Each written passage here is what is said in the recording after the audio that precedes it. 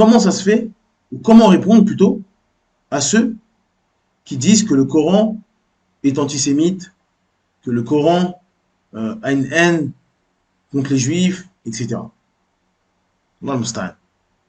Donc, malheureusement, il y a une sifat qui revient, il y a une chose qui revient souvent chez ceux qui se revendiquent juifs, c'est très très souvent chez eux, et ça m'est arrivé de débattre avec beaucoup d'entre eux, et c'est toujours la même chose, c'est que, en fait, ils n'arrivent pas à comprendre que les actes engendrent des conséquences. C'est-à-dire que pour eux, ils peuvent faire tout ce qu'ils veulent, mais à partir du moment où on va dénoncer ce qu'ils font, ils vont pas dire pourquoi il dit que je suis comme ça, pourquoi il dit que j'ai fait ça. Non, il va tout de suite dire il parle mal de moi, donc il ne m'aime pas.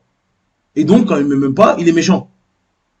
Tout de suite, en fait, c'est un côté victimaire, et tout de suite de se mettre en position de victime et dire regardez, lui m'aime pas. Sans se poser la moindre question, est-ce que ce qu'il me reproche est vrai ou pas? Ça, c'est un très grand problème. C'est un très très grand problème. Et ça arrive bien sûr chez d'autres, ça arrive chez des musulmans, chez tout le monde. Mais cette sifat-là, elle est qabiha, elle est pas belle. C'est pas une bonne sifat. Quand quelqu'un vous blâme, la première chose que vous devez vous dire, c'est est-ce que c'est vrai ce qu'il me dit?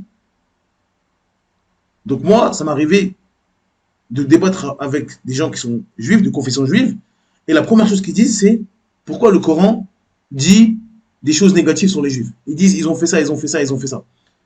Et à chaque fois, je m'étonne, je me dis mais est-ce que ce que le Coran mentionne est faux? Et la plupart des gens qui connaissent la Torah, qui connaissent leur religion, ils disent non, c'est vrai. Je dis subhanallah. Donc Allah Azzawajal est en train de blâmer des gens qui ont fait des choses terribles. On parle de tuer des prophètes, on parle de tourner le dos à des prophètes, désobéir à des prophètes, insulter, tuer, semer la corruption sur la terre. Ils l'ont réellement fait. Mais quand on mentionne leurs méfaits, qu'est-ce qu'ils disent? Ah, vous ne m'aimez pas. Subhanallah. Imaginez-vous un tribunal où il y a quelqu'un qui est en face du juge. Et cette personne-là est un violeur, un voleur, un braqueur. Et on lit son casier judiciaire, on dit en 2007 vous avez fait ça, en 2008 vous avez fait ça, en 2010 vous avez fait ça, en 2015 vous avez fait ça. Est-ce que vous avez quelque chose à vous reprocher? Et lui il dit ah vous ne m'aimez pas, vous êtes méchant. Subhanallah. Qui t'a demandé de faire ça? Qui t'a dit de faire ça? Si tu n'avais pas fait ça, on n'aurait jamais mentionné tous ces actes horribles. D'accord? Et malheureusement, il y a des musulmans aussi qui tombent dans ce panneau en disant faut arrêter d'être comme ça, faut arrêter d'être comme ça. Et quand arrive un drame, là il se réveille. Là il se réveille. Parce qu'il ne faut pas oublier qu'Allah Azzawajal, par exemple, nous dit لتجدن أشد الناس عداوة للذين آمنوا اليهود والذين أشركوا. Dans la sourate 5 au verset 82, d'après la traduction approximative, Allah Azzawajal dit tu trouveras certainement que les juifs et les associateurs sont les ennemis les plus acharnés des croyants. Donc ça fait 1400 ans qu'Allah nous a informés sur ça. C'est-à-dire que celui qui lit le Coran, qui médite sur ça, il est au courant. Il n'est pas choqué. Il n'a pas besoin des vidéos sur Instagram, sur Twitter, il n'a pas besoin de ça. Il sait que les gens les plus acharnés à nous combattre, à nous tuer, à nous faire du mal, ce sera les mushrikoun et les yahoud. Il le sait, il est au courant. Maintenant, la question est la suivante. Maintenant qu'on voit ce qu'on voit, est-ce que le Coran dit la vérité ou est-ce que le Coran se trompe? Et quand on va leur dire, regardez, c'est écrit, ah, vous ne nous aimez pas, vous êtes antisémites. Subhanallah. Est-ce que c'est faux?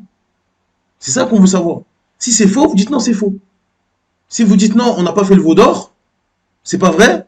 On n'a pas fait le veau d'or comme Moussa, alayhi salam, il est monté et qu'il est redescendu, il a vu les gens en train d'adorer un veau d'or, ça c'est pas vrai, on l'a pas fait.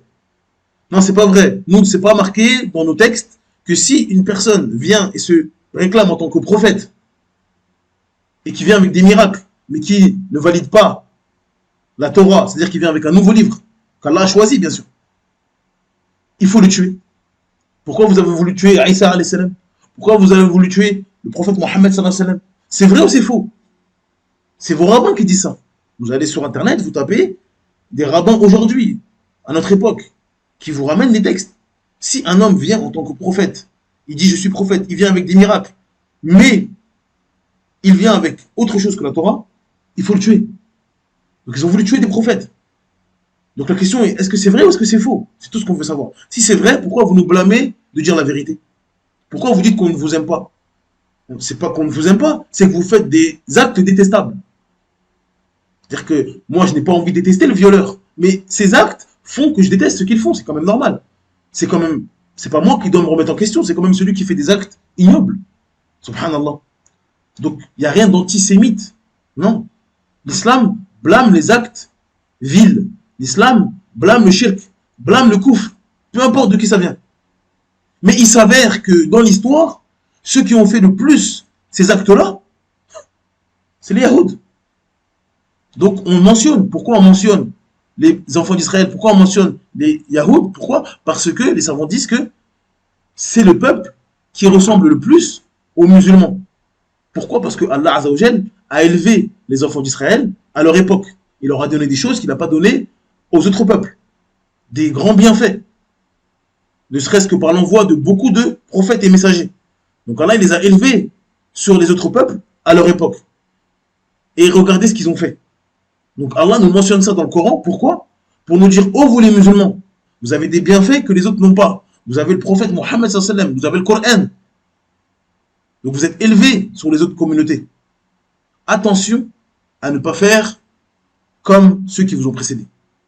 Et tomber dans l'avilissement et dans le blâme et dans des choses très graves. Voilà pourquoi le Coran mentionne très souvent les enfants d'Israël. Il n'y a pas d'antisémitisme, c'est un rappel pour les musulmans. Parce que c'est ceux qui ressemblent le plus à la communauté du prophète sallam. Et donc, Allah nous donne des exemples pour qu'on médite, pour qu'on réfléchisse et pour qu'on ne fasse pas les erreurs que les gens ont commis dans le passé. C'est tout. Donc il n'y a aucun antisémitisme, c'est des faits. C'est comme si on lit un casier judiciaire, des gens qui ont fait ça à une telle époque. Donc il n'y a pas à dire vous nous aimez pas, non. Soit vous dites c'est faux, soit vous dites c'est vrai. Et dans ce cas-là, vous devez vous blâmer vous-même, vous devez dire ça c'est vrai, c'est mal. D'accord?